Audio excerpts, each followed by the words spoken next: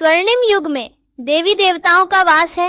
वे तो सूर्योदय से पहले ही स्वाभाविक रूप से उठ जाते हैं। उठकर जो भी सम्मुख देवी देवता मिलते हैं उनसे हर्षित चेहरे द्वारा अभिवादन की लेन देन करते हैं। पंछियों की मधुर मधुर मनमोहक बोली उन्हें जगाती है। सोने के बाद उठने के बावजूद भी वे तरोताजा रहते, क्योंकि वहाँ कोई शारीरिक थकान नहीं होती और न ही देर रात तक जागरण किया करते। उठते ही वे सुगंधित जल से स्वयं को तरोताजा कर देते हैं। पश्चात दास दासियों के साथ महलों के सुंदर फूलों के बाग बगीचों में टहलने निकलते हैं, जहाँ अनेकानेक श्रृंगार के लिए फूल इकट्ठा करने लगते हैं। मोर, बुलबुल, कोयल अपनी मीठी आवाज से उनका मनोरंजन करते हैं।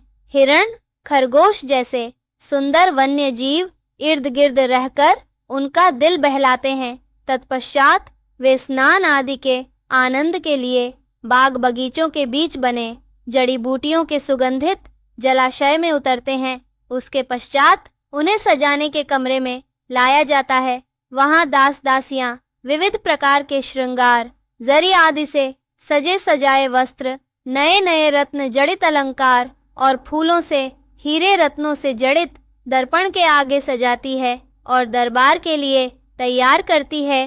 तत्पश्चात वे फलाहार के लिए अपने विशेष भोजन कक्ष में अपने राज परिवार के साथियों के साथ पहुंचते हैं। सुंदर मधुर रसीले फल आरोग्य हेतु भोजन कक्ष की शोभा बढ़ाते हैं, जिनका वे रसपान करते हैं। इस बीच नन्हे राजकुमार राजकुमारियों को बड़े मान शान से तैयार किया जाता है और उन्हें अनेक प्रकार की विद्या जैसे कि राज विद्या, चित्रकला, नृत्य कला, संगीत कला आदि सीखने भेजा जाता है, जहां हर कला मनोरंजन का साधन होती है और वे उन सीखी हुई विद्या द्वारा मन को प्रफुल्लित करते हैं। कभी नृत्य कला का आनंद लेते हैं, कभी चित्रकला का आनंद लेते हैं। दोपहर के सुंदर वातावरण में महलों के रसोई घर से आती है 56 प्रकार के व्यंजने की सुगंध। महाराजा महारानी अपने दरबार के कार्य को समेटकर, राजकुमार राजकुमारियां अपने शिक्षा स्थल से लौटकर एक विशाल रॉयल भोजन कक्ष में मिलते हैं। पूरा राज परिवार विशाल आकृति के डाइनिंग टेबल पर स्वर्ण थाल में सजे 56 भोग का आनंद लेते हैं।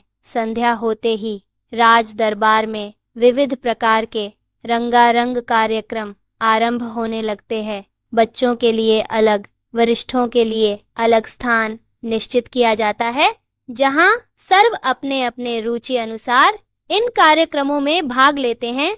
रंगारंग कार्यक्रम आरंभ होने के पहले और पश्चात सुंदर रंग बिरंगी आतिशबाजी जलाकर अपनी खुशियों को व्यक्त करते हैं। सारा राज्य आतिशबाजी के इन रंगों से, हीरे सोने की चमक से जगमगा उठता है। हर रात दिवाली होती है। चंद्रमा के उगते ही सभी अपने अपने महलों में, कक्ष में, पंछी अपने घरों में पहुंच जाते हैं। पत्तों की सरसराहट, पवन की मस्ती भरे झोंके, चंद्रमा की शीतल चांदनी सभी को नींद के आनंद में ले जाती है।